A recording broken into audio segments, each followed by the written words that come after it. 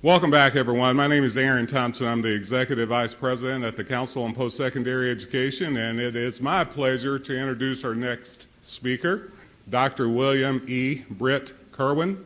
Brit is a Chancellor Emeritus of the University System of Maryland and a Senior Fellow at the Association of Governing Boards. He served as Chancellor of the University System of Maryland for 13 years. Before that, he was the President of Ohio State University and the University of Maryland at College Park. Currently, Dr. Kirwan chairs the National Research Council Board of Higher Education and the Workforce and co-chairs the Knott Commission on Intercollegiate Athletics. He is a member of the Business Higher Education Forum and served as a term as chair. Dr. Kirwan is a sought-after speaker on a wide range of topics, including access and affordability, cost containment, diversity, innovation, higher education's role in economic development, and academic transformation. And we are very fortunate. I mean, when we were looking for someone to speak to such a distinguished body as you, we wanted to get someone who had probably the fullest range of information that we could get to share with you, at least from their perspective, how we should be moving forward as Board of Regents and trustees. And he's going to be talking today about Consequential Boards, which is in your packets, which is a publication that came from AGB. And he may mention his also great connection with Kentucky. I hope he does. Welcome to the stage, Brit.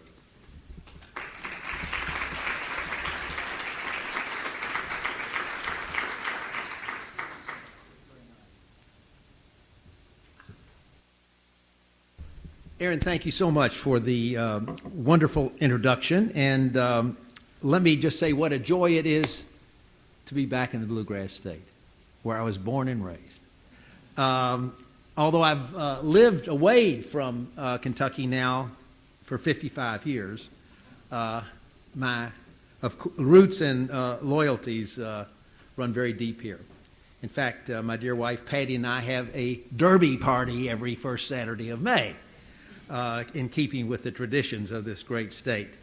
And I just want to say at the outset, because I feel it so deeply and so sincerely, my incredible debt to this state and the University of Kentucky for the education I received there and for what that institution has meant to my family and me over the years. A lot of you in the audience would have no reason to know this, but my father was a longtime member of the University of Kentucky community, undergraduate there. When I was born, he was the football coach, and then later became a history professor and president of the university, and I was blessed to attend the institution and get my bachelor's degree there in mathematics. I want to thank Bob King as well for he and his staff for organizing what I think is a very impressive symposium. Bob's doing a terrific job in leading the post-secondary ed in Kentucky, and I think he's put together what appears to me to be a very, very timely and important program. Now, I have a tough act to follow. I got to hear Mr. Bowen, Dr. Bowen, speak. He was awesome. Unfortunately, my topic is a little more dry than his, and I don't have these dazzling videos to show you. But we are going to talk about a subject that is right at the heart of what you all are responsible for, and that's governance of our institutions. And I think we have to acknowledge, certainly for someone like myself who's been in higher education for 51 years as a faculty member or administrator, I don't think there's ever been a time when there was such a critical spotlight shining on higher education.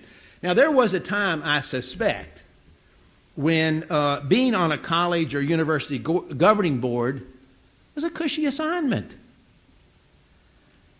Not anymore. For reasons we'll get into a moment, we have developed within the public a love-hate relationship with higher education. that you probably sense. Everyone wants their sons and daughters and grandchildren to get a college degree. But there's growing angst in the public and among policymakers over a sense that universities are not well run, tuition is too high, educational quality is declining, and those in charge are tone deaf to the public's concerns. I'm not saying that, but that's what we hear in the public. Since literally and figuratively the buck stops with university and college governing boards, these issues can only be addressed by highly engaged and effective boards, and that's what we're here to talk about today. A report that was issued by the Association of Governing Boards, it's in your materials, Consequential Boards, Adding Value Where It Matters Most. As I say, you've got a copy of it, and I hope you'll take time to look through it in the coming weeks and have some discussion about it with your board. The commission that produced this report was formed in 2013 in response to what I said was the growing concerns about the state of higher education, its governance, and its leadership. As you're well aware, hardly a week goes by without major stories criticizing higher education for the dramatic rise in tuition and for its overall performance. And we have to acknowledge, if we're honest with ourselves, that the critics have plenty of ammunition. Think about this statistics. From 2003 to 2013, a 10-year period, tuition rose almost 80%. Whereas, now get this, healthcare costs, which is supposed to be breaking our country, rose 43%, half as much. The consumer price index went up 26%.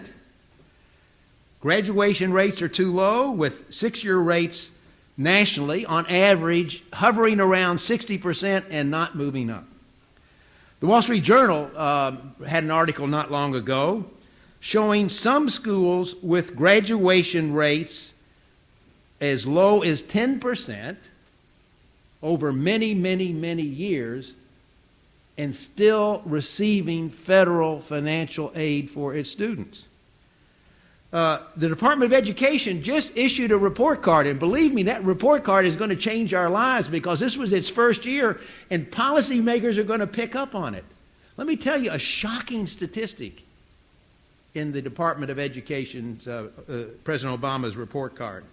They say in this report that at over half the colleges and universities in America, more than 50% of the students, now that's over half the institutions, more than half of the former students, let me say, students no longer enrolled after 3 years, are earning no more than a high school graduate who didn't go to college.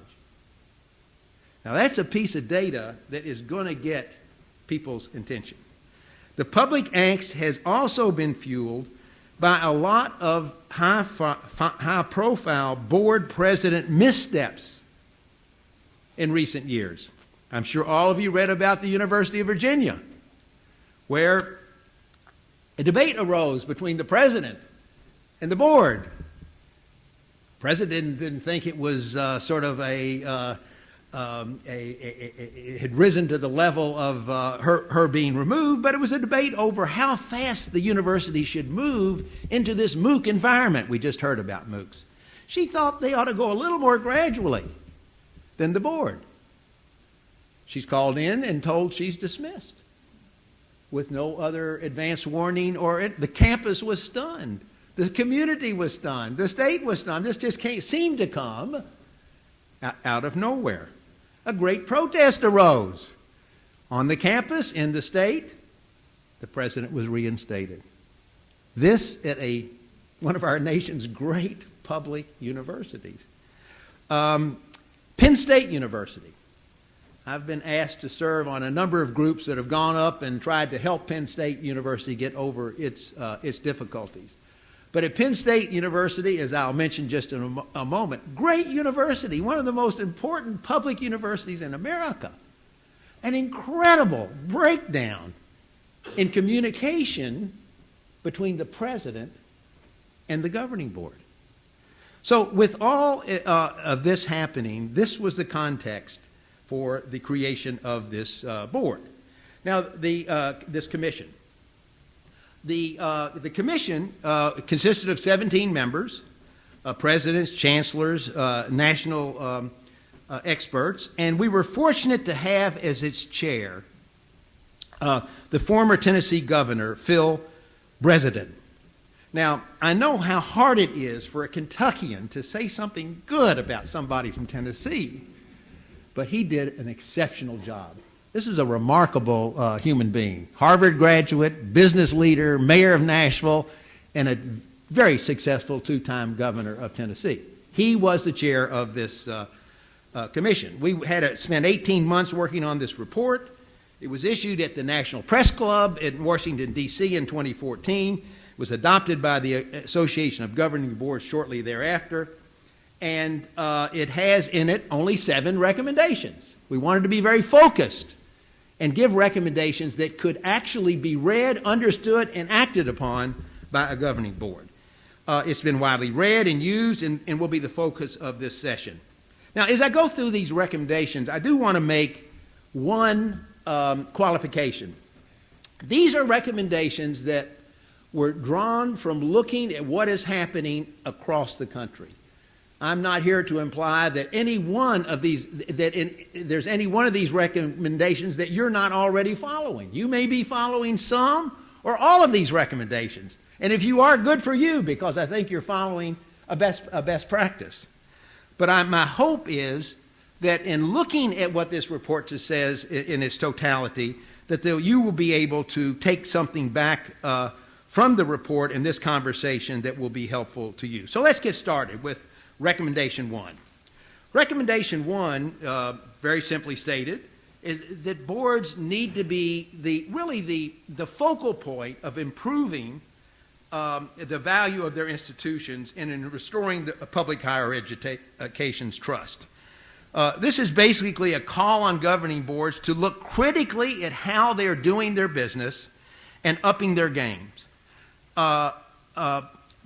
High-performing universities, ones that provide high return on investment to the state and its students, require high-performing boards.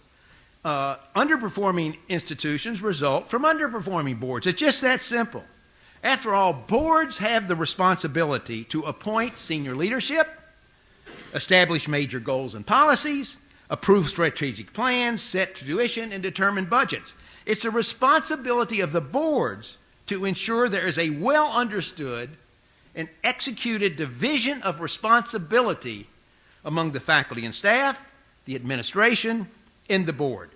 Each of these entities has an indispensable role to play in making the institution successful. But since they are at the top of the pyramid, only boards can ensure the alignment of effort required for success. The restoration of public trust in higher education, which is at the lowest point in my lifetime, requires that boards operate with a high degree of transparency and with a strong commitment to public accountability. We'll talk more about accountability in just a moment. The second recommendation is that boards must add value to their institution by focusing on their essential role as institutional fiduciaries. Now, what in the world does fiduciary mean? This is a widely misunderstood term. Fiduciary responsibility is frequently thought of in purely fiscal terms, balancing the budget. But for the governance of private sector companies and nonprofit organizations like the colleges and universities represented in this room, board fiduciary responsibilities are much broader and are set by federal and state law. Your fiduciary responsibilities are laid out in law, and you have to adhere to them. Because of the complexity of this term, and recommendation, and with apology to those of you who are very well versed in the nuances of fiduciary responsibilities, I want to spend a little extra time on this recommendation. So let's start by looking at the legal definition of a fiduciary. So a fiduciary is one who holds some asset in trust for someone else and is charged to act beneficially on behalf of the one for whom you're holding the asset in trust, in managing that asset. Now, for public universities and colleges, or colleges and universities, the asset is the college and university itself, including its mission and identity, its property, human resources, and educational product. Now, for whom are you holding this in trust? Well, for public colleges and universities, it's the creator of the institution. It's the state. It's the state and its sponsors, which would include the students, alumni, and donors. I want to emphasize that fiduciary duties must be taken seriously because, as I said, board members can be held legally reliable for meeting them. I also want to emphasize that fiduciary relationship with the organization is one-sided, meaning that the relationship is designed to meet only the needs of the organization and must never be for the benefit of the board member. As fiduciary, board members are expected to fulfill 3 duties. So let's look and see what they are. The first is the duty of care. Duty of care means board members must carry out their responsibilities in good faith and with diligence, to be well informed before taking action, and to ask questions and raise concerns that they may have. The duty of care means, in particular, that the board is responsible for creating mechanisms and processes to ensure they have all the information that could reasonably be needed in order to make informed decisions. As an example, when there is a proposal to raise tuition, what is the board member's fiduciary responsibility? Well, the books have to balance. But board members should ask how the to increase revenue will be used. Are there other ways to meet these costs? What will the impact on low-income students be, and how will financial aid be adjusted as a result of this increase?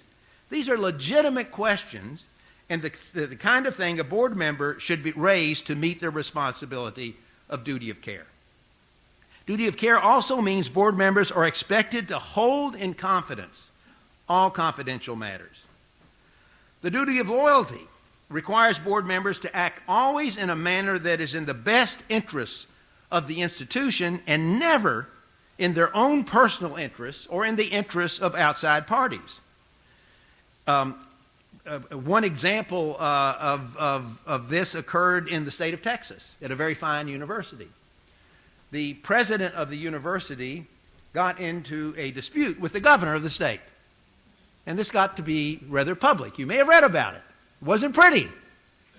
So the governor goes to the members of the trustees and said, I want that man fired. Fire that man. Now, board members were appointed by the governor. He's their buddy. What are they to do? Now, if they are meeting their fiduciary responsibility, they might come to the conclusion, well, the president does need to be fired, but that would be because they took a look at the president's performance and whether or not he was advancing the interests of the institution, not because the governor asked that he be removed. So disputes can arise. There can be conflicts with a governor on various issues. In most institutions, the governor's and institution interests are aligned and should always try to be. When they don't, the board member must act in the best interest of the institution as he or she determines that to be.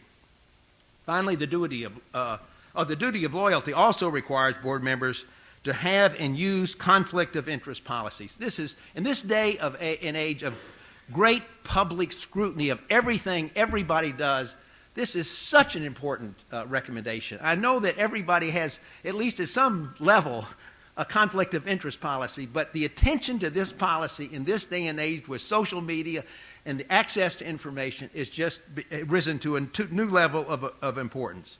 Board members have business and other interests which are perfectly legitimate, and that's why we want them on the board, because they bring expertise. But matters can come under consideration where they have interest in some other entity as well. So a conflict of interest policy has to set the expectation that board members will recluse themselves from any part of the discussion or action on such matters. The duty of obedience is the requirement that the board members ensure that the institution operates within its mission and with high ethical standards.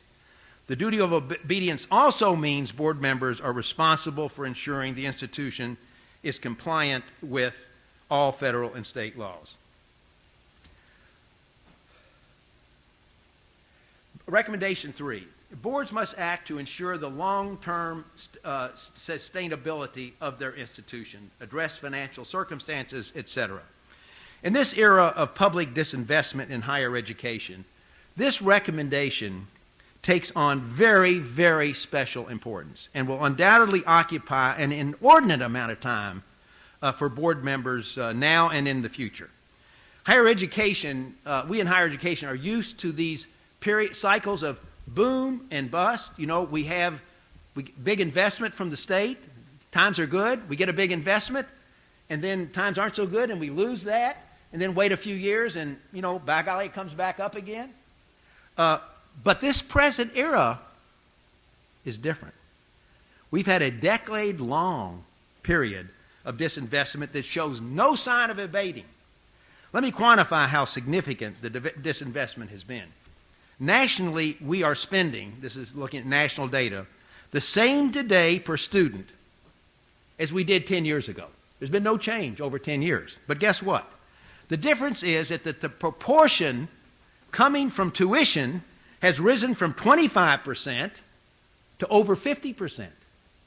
And the portion coming from the state has fallen from 75% to somewhere in the 40s. Moody's just put out an announcement today predicting that in the coming year, closure rates for colleges and universities will triple and mergers will double. Now, they're looking primarily at private institutions when they say that, but the same fiscal pressures exist with our public universities. Now, the question is, can we just hold on and wait a bit? Is this situation likely to change? I think not. Higher education, as we all know, comes from the discretionary spending by the states, meaning it's not mandated by law. K through 12, public safety, health care are mandatory expenses in most states, and these costs are rising inexorably. Enrollments in higher education are expected, and we hope they do, grow. We want more people to get a college degree. Tuition rates have become a third rail with the public, and in many states are being capped. So where would significant new funds come from to grow universities' budget? In the public sector, it would largely have to be increased spending from the discretionary portion of the state budget. And that can only happen if we see increased in-state taxes. Now, I want you to raise your hand if you think taxes are about to be increased.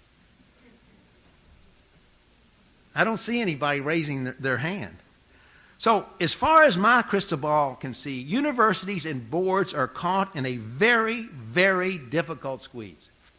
Boards must put pressure on institutional leaders to seek means of cutting costs while maintaining the quality of programs. This is not easy, but it can be done. One thing to look at are how easy is it for students to transfer from one institution to another in the state. A low-cost way for students to get a college degree is to start in a community college, get a great degree there, and then transfer to one of our four-year institutions. How easy is it for students to do that? Dr. Bowen talked a bit about big data I'm telling you, big data is coming into higher education in a significant way, and it has enormous potential to lower the cost and improve the student outcomes. How engaged are your institutions in the use of data analytics and big data? In the state of Maryland, we created, when we were facing some fiscal pressures, we created huge buying consortiums. So we buy energy for all the public institutions in Maryland through one contract. And we saved tens of millions of dollars the first year with that contract. We have buying consortia for software that includes all of our public and private institutions, as well as the K through 12 sector. Microsoft said it is the lowest cost purchase of software of any contract that they operate. So there are ways of addressing these cost factors. In Maryland, we also, the Board of Trust Regents, we call them, put in a policy that said no degree, unless there's an accreditation standard, can be more than 120 credits. We did an analysis of degree requirements across our institutions. And the old 120 credit had become 130 in a lot of majors and 135 in a lot of majors. So the board put in this policy, and guess what? The average time to degree in the university system of Maryland went from almost 5 years to 4.3 years, saving the state and those students money. So the whole area of educational costs must become a primary area of focus for boards. Recommendation 4, the board-president relationship is, of course, a very complex one. On the one hand, boards need to be supportive and to be seen as supportive of the president. And for sure, the board has to avoid any sense in the university community or the public that there is disagreement or difference. Differences may arise, but to the extent possible, they must be kept between the president and the board and worked out if at all possible. On the other hand, boards must avoid becoming rubber stamps for the president.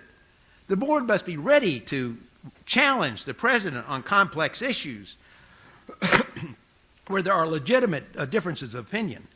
Penn State is a dramatic example of a breakdown in the relationship between a president and a board. As traumatic as that experience was, imagine you're on the board of trustees and something as significant and getting as much attention as the Sandusky matter, and the board members read about it in the newspaper. Boards need to have a rigorous means of assessing the president on an annual basis and providing constructive feedback. The way I look at this is what is required is a collegial, but a highly professional, mutually supportive relationship, but one in which there is never any doubt about who reports to whom. One other point I think boards need to be sensitive to, and that is in-runs by the various groups. The board should not, without the president's knowledge, have conversations, substantive conversations with campus officers and faculty without the president's knowledge. Second part of this recommendation has to do with shared governance, reinvigoration of shared governance, and I'd like to spend just a few moments on this slide. For those not grounded in higher education, the term shared governance is an anathema. People quite naturally ask, how can an organization be well managed if governance is so diffuse and no one is really in charge? And yet, the United States is widely recognized as having the best higher education institutions in the world, and the very best universities operate with a highly articulated system of shared governance. How can this be? Well, the answer is that the nature of what effective shared governance really is all about is widely misunderstood. The starting point for an effective system of shared governance is for the board to develop a policy that lays out unambiguously the lines of authority and the rules of engagement. I can't overstate how important this is. Without a clarifying document setting forth the rules, different groups are free to interpret their rights under some undefined concept of shared governance as meets their interests, which leads to constant bickering and friction. The policy must clearly state that the board retains the right for the final say on any policy, budget, or personnel matter, full stop. Universities have duly elected representative bodies of faculty, staff, students. Sometimes there's a single such body encompassing all three of these constituents, and sometimes there are three separate bodies. But there are always well-defined representative bodies.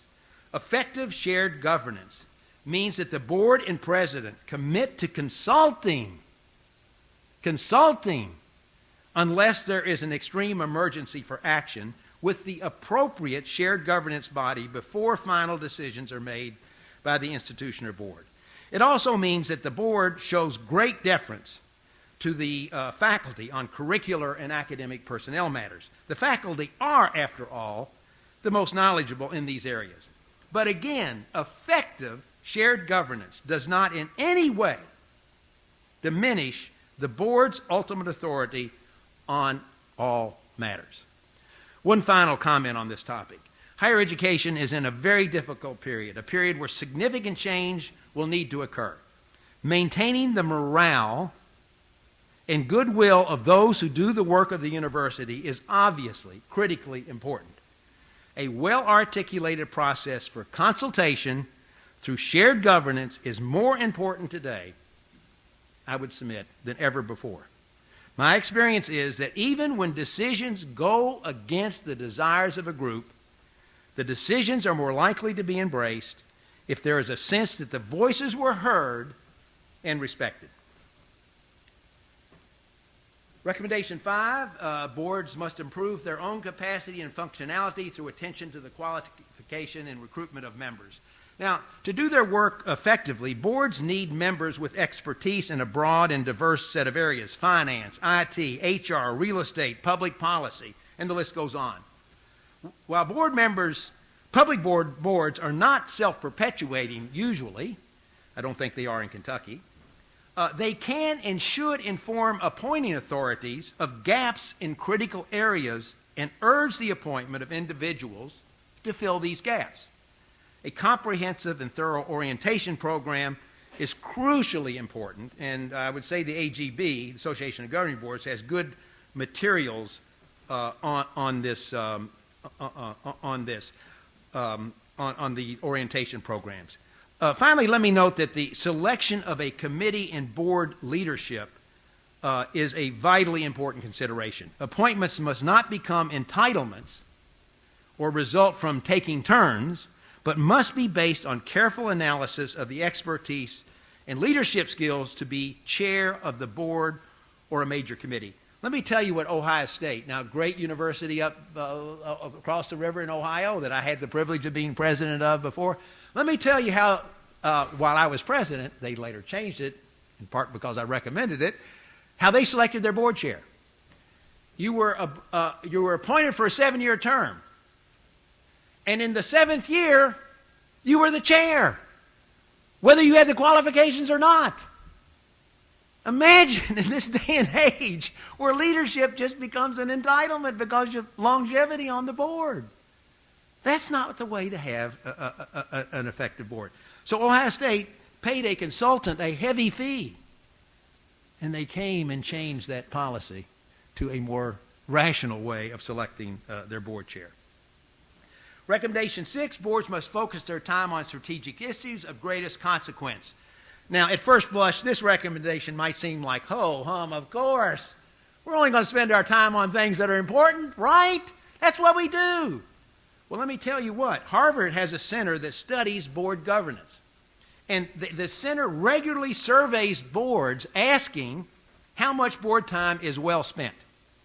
The average over the years is, believe it or not, 40%. They've rarely had a board respond that in excess of 50% of the time was well spent.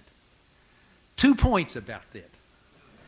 That's a lot of wasted time for very important people and busy people. Second, whose fault is it? The board and committee chairs should be actively involved with President's office in setting board and committee agendas. A certain amount of routine matters must come before the board, of course, but the vast majority of time, 80% or more, should be spent on matters of highest priority for the institution, reviewing and approving long-range plans, budget priorities, resource allocations, performance metrics, the college completion agenda, policies on the distribution of financial aid, etc., etc. Boards would also be well served by regularly setting aside time for expert presentations on the emerging issues in higher education, such as the use of big data to improve institutional performance, the use of technology and adaptive learning in the classroom. Now, like this presentation we had this morning, that was fabulous. Didn't it give you some new insights about what's going on in the, with the social media and how it can affect higher education? Well, imagine if the first 45 minutes of your board meeting had been spent with someone like that talking about this issue. You might not have taken action on it right then and there, but you gain some knowledge about how you can do your work more effectively, and the institution can be improved. And the seventh and final recommendation, boards must hold themselves accountable for their own performance. Boy, we live in an era of heightened accountability expectations. Have I ever witnessed this over my years in higher education? Beginning with the Security and Exchange scandals that led to Sarbanes-Oxley in 2002, we've seen accountability standards and expectations ratcheted up from new audit and reporting requirements for nonprofit organizations to evaluations of K through 12 teachers based on their student test scores, and on across all areas of human activity, and higher education is no exception. Public trust in higher education can only be restored if boards and presidents are forthright in taking action to reduce the cost of education delivery, setting performance goals, measuring and reporting progress, and taking action when expectations are not met. Some institutions have created dashboards, indicators on their home pages that track progress in critical areas and are available to the public. This can be a very effective tool, but it's not the only way to meet the accountability expectations of the public. The point is that boards today need an accountability plan in parallel with their strategic plans. Boards also need to assess their own performance on an ongoing basis. They need to hold themselves to the same high standards that they expect of their presidents and institutions. Again, AGB has some wonderful instruments that can be valuable in making board assessments. So there you have it. The Commission's 7 recommendations. Our hope is that they will be helpful to you as you continue your critically important work as university trustees. As trustees, you have responsibility for institutions in the enterprise that is perhaps most essential in advancing the future well-being of our nation. For in today's world, a nation's success is dependent as never before on the quality of education its citizens receive. As a native Kentuckian and as a person who has devoted his life to higher education, I want to thank you for the personal commitment and time commitment on a volunteer basis you have made to the awesome task of governing universities in the most challenging times higher education may have ever faced. Thank you very much.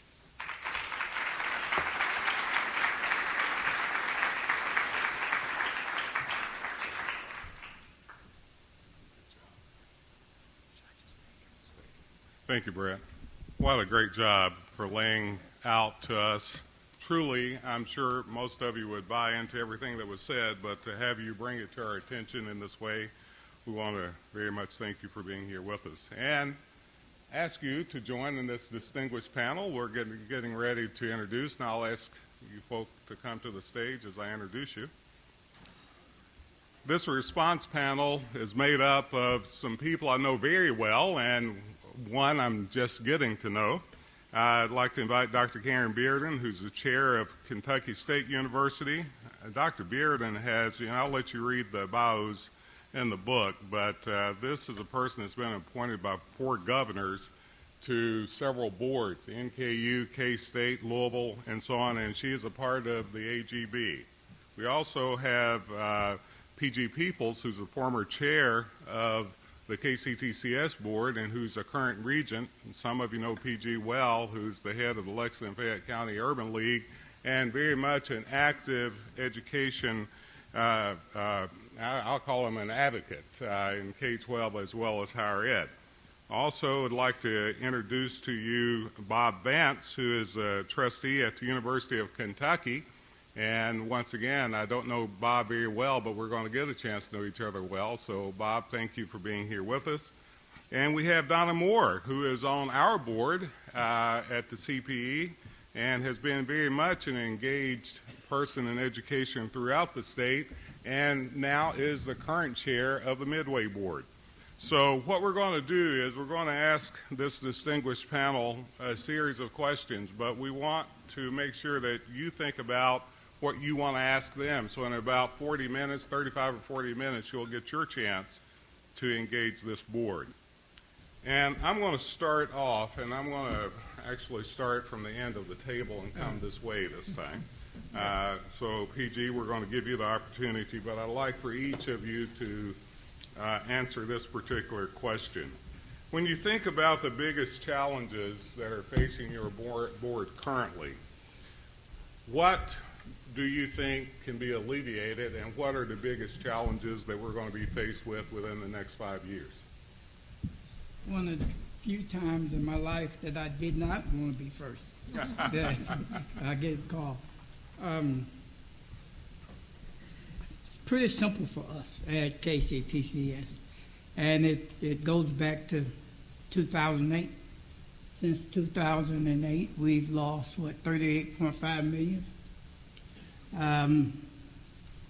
That has a tremendous impact on us as an organization, just as it does probably most of the people in this room, or just as it does most of the people in this room if you lost that in your personal portfolios.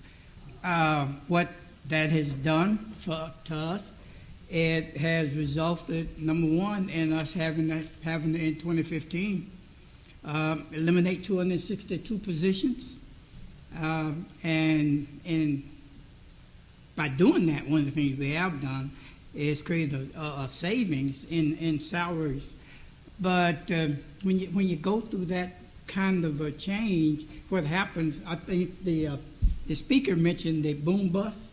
When we boomed, we hired more people, and that the salaries went up and all. Then when the bus came and our tuition, our enrollment changed, we had to figure out a way to move those people, and that's from the standpoint of morale and everything else is problematic. So one of the things I'll leave, which is that I think one of our toughest things we see for us in the next 5 years is what we call fiscal restoration and creating some fiscal stability. Thanks. Donna? One of the things that I would like to share, this really is not from me. This is from the president of the American Council Association, the biggest challenge. And I think it really encompasses what Dr. Bowden said and what Dr. Kirwan said earlier. The question for all of us is, how do we stay financially sustainable when we're being asked to increase learning productivity, raise skill and knowledge levels, and find new pathways to educate rapidly diversifying student populations in a period of reduced government funding, public outcry for tuition release, and increasing costs? I think that says it all, but for us at Midway College, it probably is the increasing enrollment and therefore being able to be financially stable. Even though the state has not been able to support public universities in the past several years, as they did at one point. Private colleges, as you probably know, we do not receive state funding, so it is up to tuition and to private gifts that we're able to sustain ourselves. So being fiscally very careful about our expenses, and I'm sure we're going to get into that a little bit more about how we're going to make some of these tough decisions, but it would be being financially stable. We're about student learning. That's our goal. That's our mission. I'm excited about performance funding. I'm excited about that because we need to measure. We need to measure what our students are learning. Obviously, there are going to be disagreements how you measure.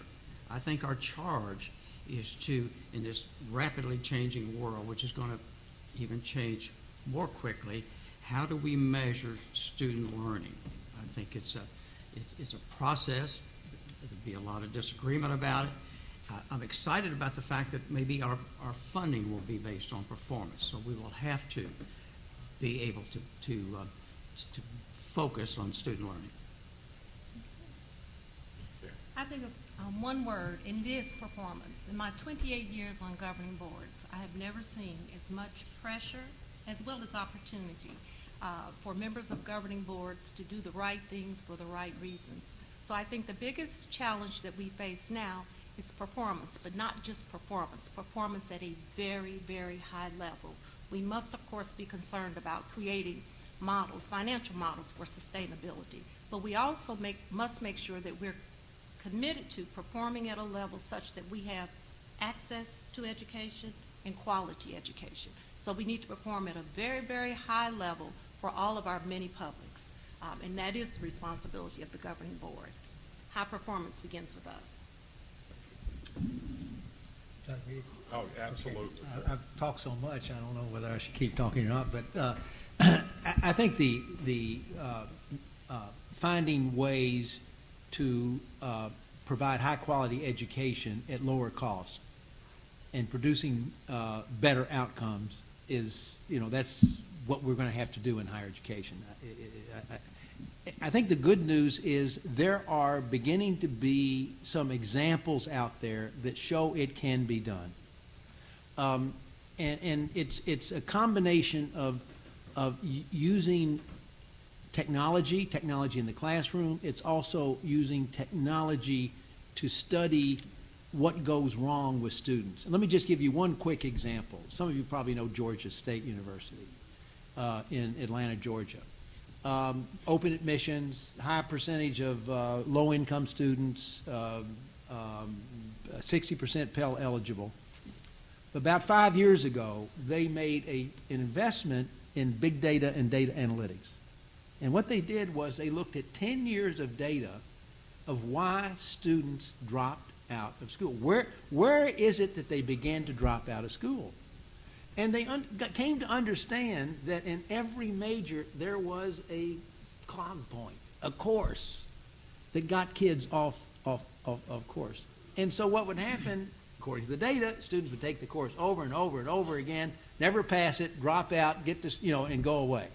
So what Georgia State did is they put a team to come in. As soon as the student hit that choke point, they had advisors surrounded by the student. If the student wasn't doing well in the class, they advised the student into a different major.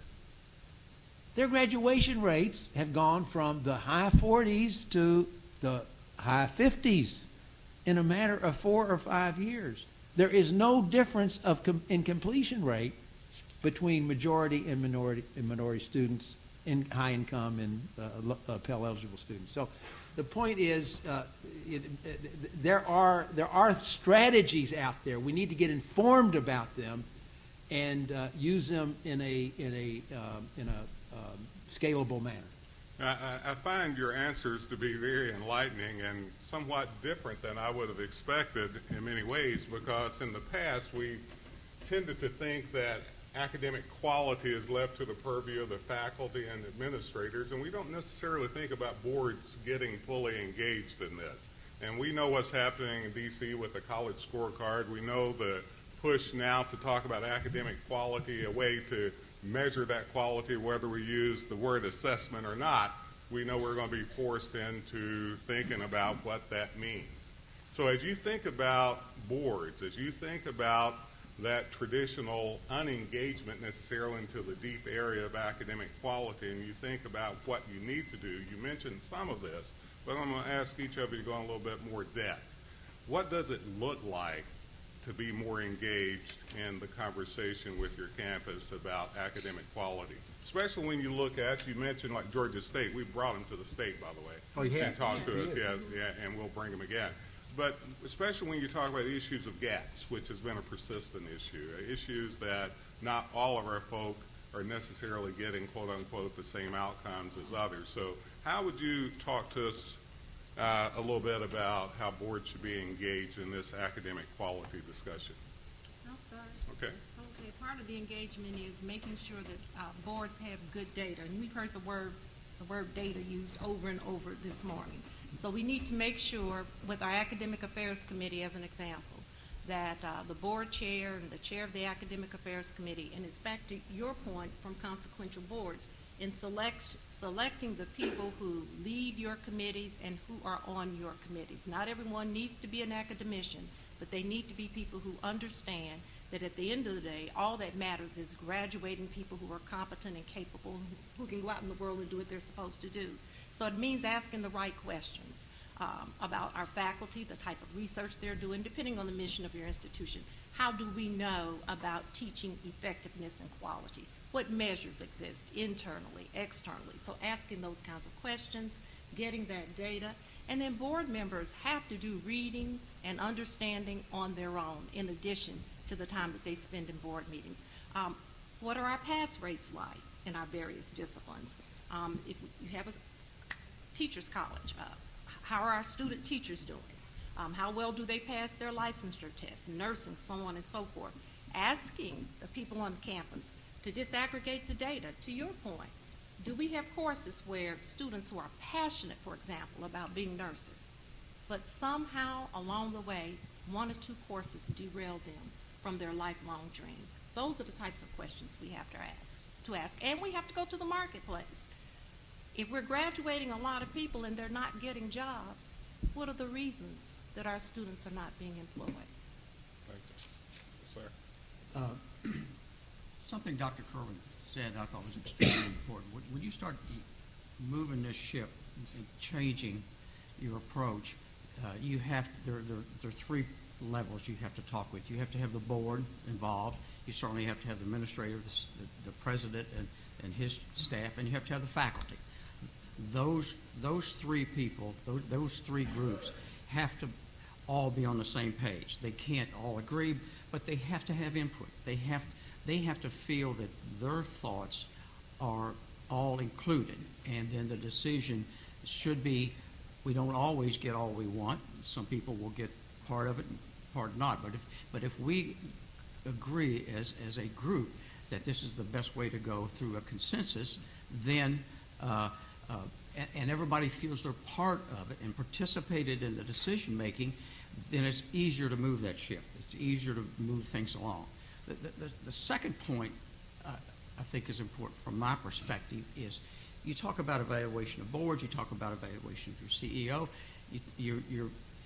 Your university or your college should also have a system where you review every professor. You need to review the board, you need to review, and you need to have some kind of guidelines about how that each professor is teaching, what kind of workload he has or she has, and what their results are, and how they do maybe in the next class. So things that start at the top about the evaluation has to go all the way down. And if we're going to change and try to do more with less in the way of funds, we have to mentor and work with those faculty members who maybe aren't performing as well. Talk with them and work with them to change. So I think not only do we have to have evaluations where you talked about at the board level and the president level, I think it has to have a culture where it goes all the way down to where, so that really good professors feel good about the fact that they are being evaluated highly and feel that remuneration policy is somewhat in place based on their performance. That's all I have. I think there is a fine line as to how involved a board of trustees or board of regents becomes involved in administrative functions. And so at Midway, we are in the very last months of our 10-year reaffirmation with SAC-COC.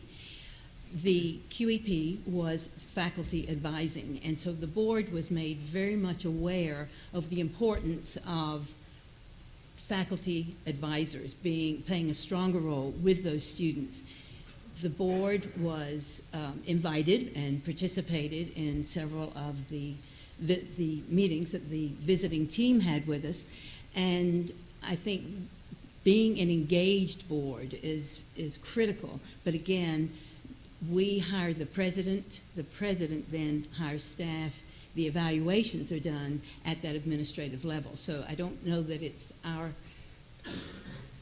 really even within our purview to be down evaluating the faculty, but we are involved and very much aware of the strategic plan, which does then include a very strong faculty, and of course with faculty advising students, that helps retention, that goes toward the graduation rate, and it helps with either faculty morale and of course student morale too. So I think just an engaged board, but not to be overstepping and getting into administrative function.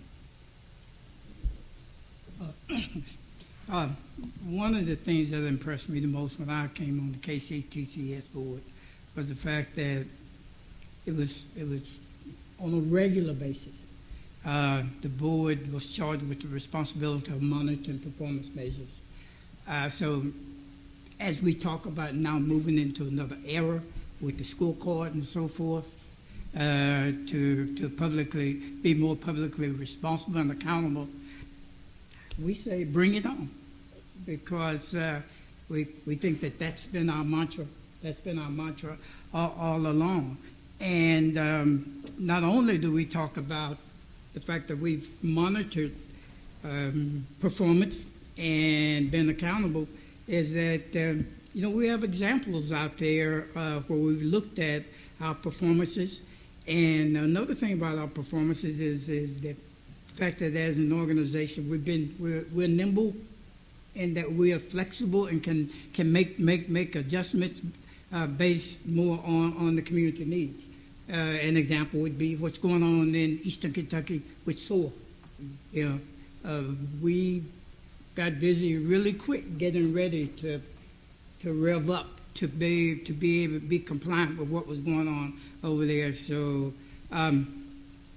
we're pleased that the public is looking more at these kind of scorecards, and I think the more we look at those kinds of things, the better it would be. Public institutions should be accountable without having to have the kind of scandals that gave us Sarbanes-Oxley and those kinds of things. We should do it in a normal course of business.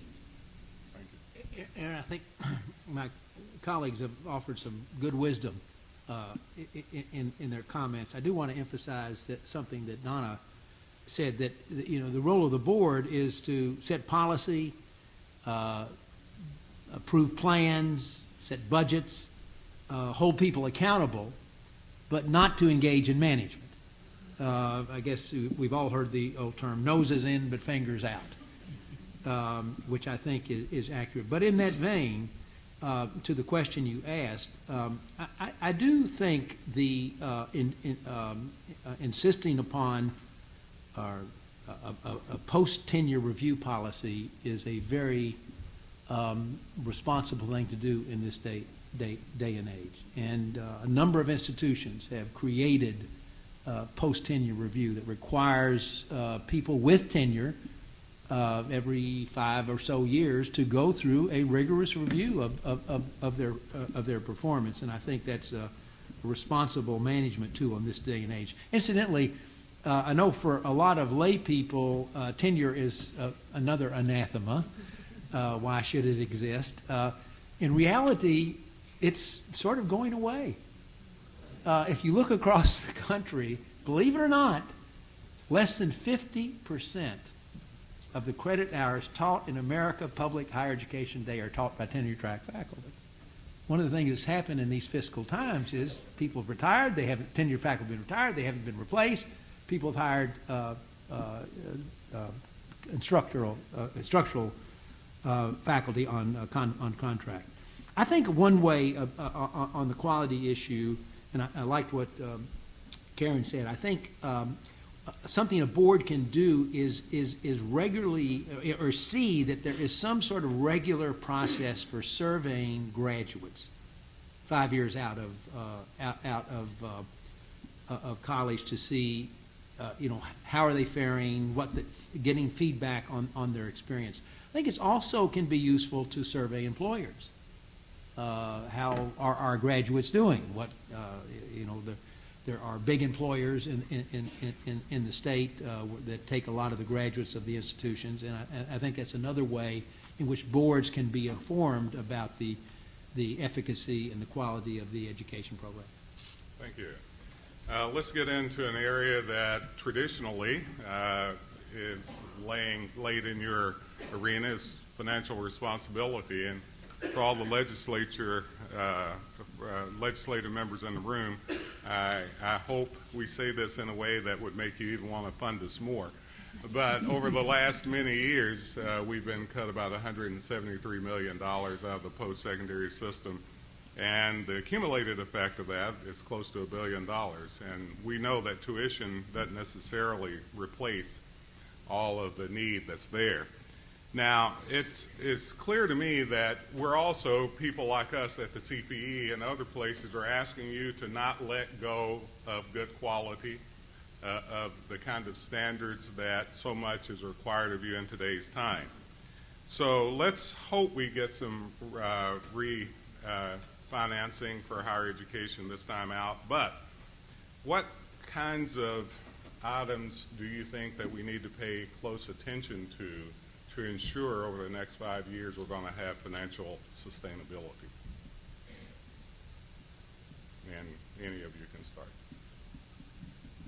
I'll start. Okay. I think we have to know what the needs are to be able to educate our students so that they are able to, if it's to seek employment, to be able to find employment, to know what the needs are. I think Porter said just earlier about speaking with the industries, with businesses out there to know what it's going to be. We won't know what it's going to be. As we learned earlier this morning, 5 years, 10 years out, we don't know even what the jobs will be. But in the immediate future, I think we can look, and as a private school, maybe we can turn on a dime a little bit more quickly or turn the ship around a little more easily to really to serve the students with the education that they're going to need as they go out into the workplace. And I think that's critical. Yes. And thinking about increased funding from the state, we don't know if we're going to get more, or we certainly won't get what we want. And we really have to learn to do maybe more with less. We have to look at places where we can save money within our systems. We have to look at programs where we need to put more emphasis and maybe more funds and more professors, and maybe we look at areas with these changing times that we don't need as much emphasis, and we need to evaluate all the time, always, what our objectives are, where we can best serve this state as a university, and that's changing all the time. We've got to be strong enough to reduce areas that we don't think are helping the state that much, and we need to increase areas, and then we just need to work on our cost and figure out the best ways to decrease, while at the same time, and it's tough, at the same time, and respond to the changing needs that the world needs or the state needs for our graduates. I would answer the question with a question. We need to ask ourselves as citizens of the Commonwealth, who do we want to be? who do we want to be? We hear a lot about economic development, making sure that we are competitive in all areas, making sure that we have healthy citizens, responsible citizens, all those good values that I think all of us in this room hold near and dear to our hearts. We talk about creating an environment where we have people that make good decisions, so on and so forth. Can we do that without an educated citizenry? I think the answer is no.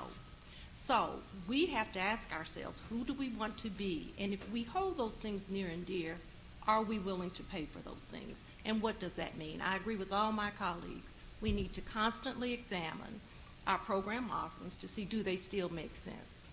And if they don't, to allocate our resources in areas that make sense. And by make sense, I mean there is an opportunity for the students that go through those programs to increase the quality of their lives, the lives of the people in their community, so on and so forth.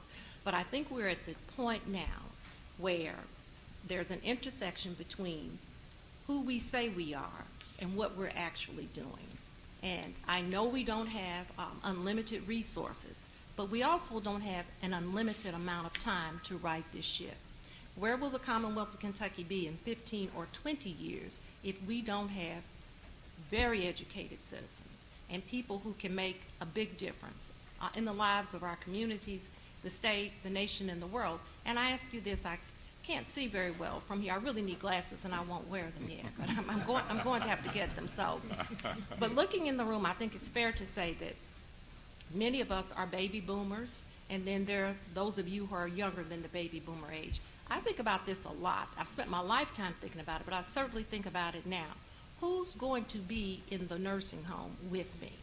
I want someone who is dispensing my medication, who can read and write, and do math, and do a whole lot of other things well. Think about it. We are an aging state. Who will our healthcare professionals be? If they don't have access to education for those fields, what does it mean on a very personal level to all of us? We want to attract great companies, so on and so forth. They need educated employees. So I think we have to ask ourselves, who do we want to be, and are we willing to pay for it? I want to say bravo, Karen. That was, and Karen, I'm much closer to the nursing home than you are. Let me tell you that. I'm on my way there. But I think Karen really nailed it. I really do. And higher education surely has a responsibility in this day and time to find efficiencies, to innovate, to look at new ways of doing things better, and to let it be known that they are doing that. That's, I think, an important role for the board. But let's be honest, the state needs higher education. Somebody with a college degree earns $1 million more over the lifetime than someone with only a high school degree. Think of what those added incomes mean to the quality of life in the state of Kentucky. People with a college education are healthier. They're less likely to run afoul of the law. So there are all sorts of reasons why the state needs lots of well-educated college graduates to grow its economy and build a high quality of life. So there needs to develop a sense of partnership between higher education and state government. We're in this together. We want to create a better, brighter future for Kentucky. And we got to work together. We each have to do our part. Higher ed education has to find the effective means of doing its work well, but they can't do it without investment by the state. So that sense of partnership, that's what's got to emerge in the state to be successful. Thank you. As everybody knows, with KCTCS, we have a dual responsibilities that produce people with 2-year degrees who can then matriculate on to the 4-year institutions. We also strong emphasis on certificates to provide people with the kind of training necessary to go immediately to work to provide income to sustain their families. And just for a minute there, I would focus on that part of it, and that's where I talk about the nimbleness of KCTCS is focusing on doing the kinds of things that can immediately meet the needs of the employers, and it's just a quicker fix to the economic issues that families face. And over the years, we've done some of that and doing even more of it right now with advanced manufacturing. Special programs that we've set up with Toyota and other manufacturers. So I think we're saying the same thing that everybody else is saying. I just wanted to shape it in more in line with what I know our unique specialties are. Thank you. Now it's time for you. By the way, I'm going to come back with one last question after our audience gets a chance at you. So, questions for the panel? Yes, sir. It seems to me that clearly there's data that supports the theory that get you your education, get you a degree, it produces more revenue, very beneficial to the state in terms of revenue, taxes, and the health of the citizens of Thompson. But the reality of allocating funds to college tuition down, keep the institutions going, is a political question. And most of our state leaders have the answer to people back in their districts to go there. So there must be some degree of significance for educating the public about what a degree means, what it means financially, what it means economically, how it goes from what's in the investment. What kind of comments do you have about what do we do, how important is public knowledge, and two, how do we go about advising or telling the public this is something that you need to talk about, especially those who don't have children and got that. Great question. Start at will. I'll start. I'll answer it. I, like all of you, have followed all of the news stories about what's going on in the sector. And I have always thought that, and there are issues that we need to talk about, tough issues, and boards and institutions have, there are many reasons why people can be or should be critical of us. But I also find it intriguing as people who are educators, who love information, that we have abdicated our story to let other people tell it. So we in higher education at every single level, the community college level, our private institutions, our public institutions, we need to do a better job of telling our stories ourselves in our communities and then out, and explaining over and over and over again the value proposition for higher education. So what I would say is we need to do what we ask our students to do, to learn and to share, and really to be our own storytellers. We let other people define who we are and what we should be doing, and then we oftentimes respond and or react to that. So we need to tell our own stories every minute of every day. And so one of the roles I think we have as board members is we're ambassadors, not only for our own institutions, but for the higher education sector. And including in that is our relationships and partnerships with people in K through 12 and other areas, which gets at being a board member. You didn't ask me this, but I'm going to say it, means more than just showing up for those meetings. It means more than doing whatever it is you're supposed to do when you're on campus. We're an ambassador from the time we wake up, or we should be, until the time we go to sleep at night. And I know we all have other lives for the sector. That's how the story gets told. We model who we say we are. And might I add to that about the information, getting the information out?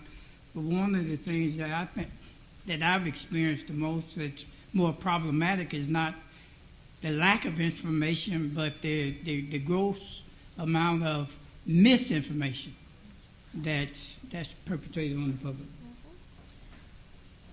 And I know that data is very important, but I think it would be very well worth finding individuals, constituents of the legislators who can give the testimonials. They are the ones that have brought whatever kind of assets and so forth to their family, their community, because of their higher ed, and they're able to tell their own stories. And I know that a lot of the institutions, and I know that we do, use students that have graduated to tell the story. So we can do it, and as Karen said, we absolutely have to be the ambassadors.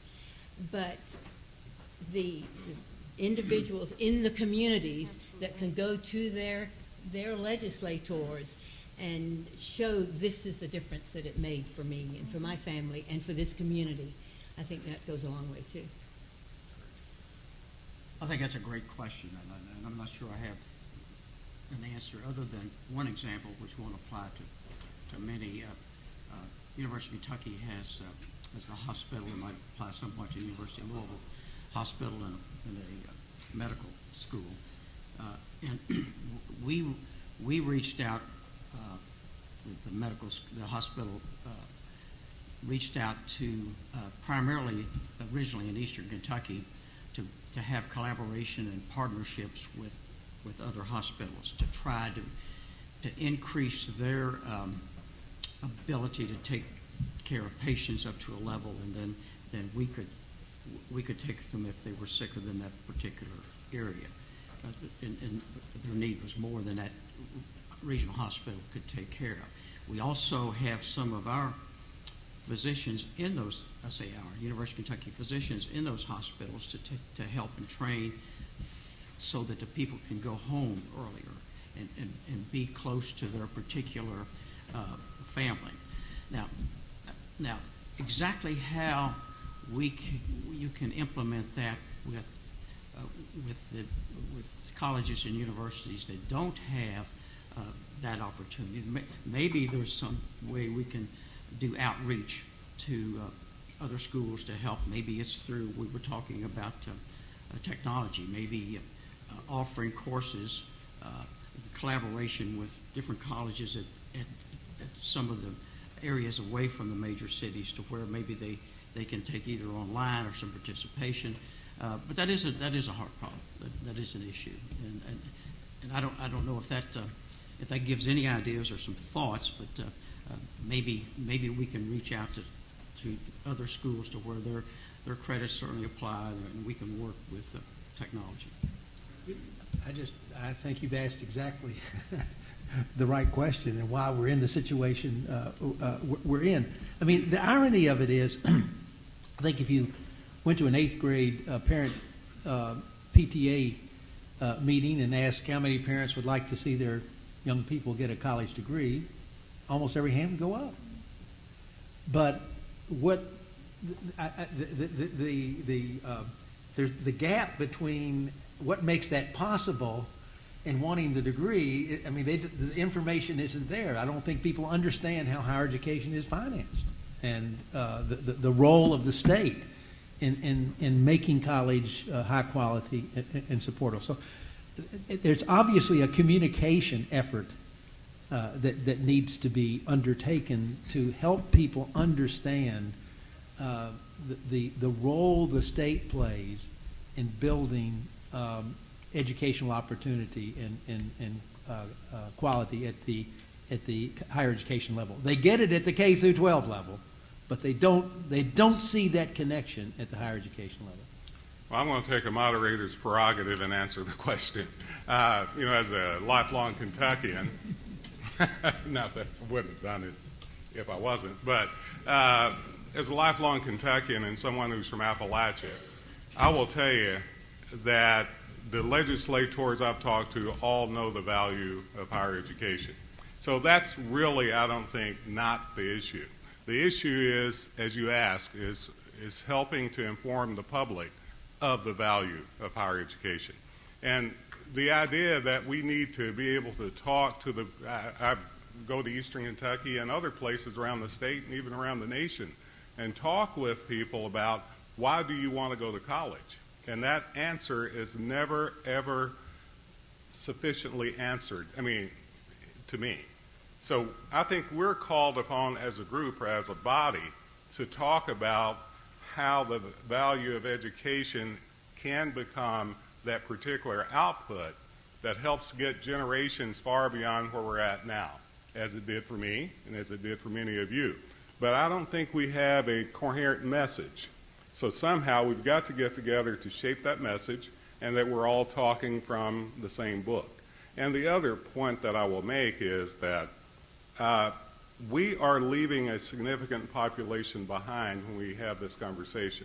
My kids will know the value of higher education, but we still have so many first-generation kids, so many kids that are coming out of K-12 that may not necessarily understand truly how they can even maneuver the system to get to that point, to be an active, engaged citizen that would vote for legislators who would understand the value of higher education. So I think somehow we've got to talk the same language in the same way to convince not only our legislators, because I do believe they're convinced, but the constituency that they serve, that this is still truly the item for the outcomes that helps our society. One more question from the audience. Yes. We say our objectives are really about student learning, but many times the metrics we use are about how successful our institutions are rather than how successful the students are. And I think, for example, our focus on retention. Can each institution keep the colleges that the students that they bring in? If we thought differently and retention became about all students graduating from somewhere, how might that change the landscape?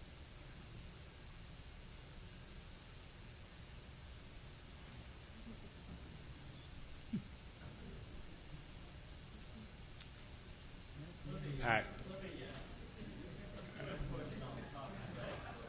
Dr. Bowman briefly touched on brain research, how that has potential to change how we teach and improve student learning. One of the practical applications of brain research has shown that sleep is really important. We know this is an age that doesn't get enough sleep. Sleep deprivation leads to decreased retention rates, decreased academic performance, decreased health. And so when we talk about retention, that's something that costs nothing to encourage or put into place something that would improve all the things that we're talking about. Are there any practical applications of brain research that you're aware of that are being put into place? Well, for the sake of time, I'm going to quickly allow one person to answer that question.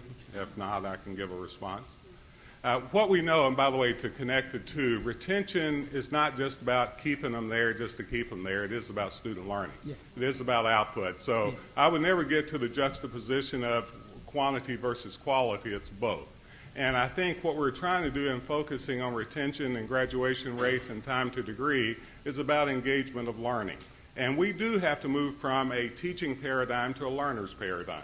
And all of that, I promise you, you get students engaged, they will stay. So it will be an output that we would appreciate. If you get students to learn with the quality that we're talking about, employers will say that, yeah, you know, we call them soft skills, but they'll come back and tell us that now you've produced the necessary skills of critical thinking, of problem solving, and all those other items we need. So I would ask that we don't think of it as an either or, but we think of it as a both and. So with that, I am wanting you all to give this panel a great round of applause for their engagement.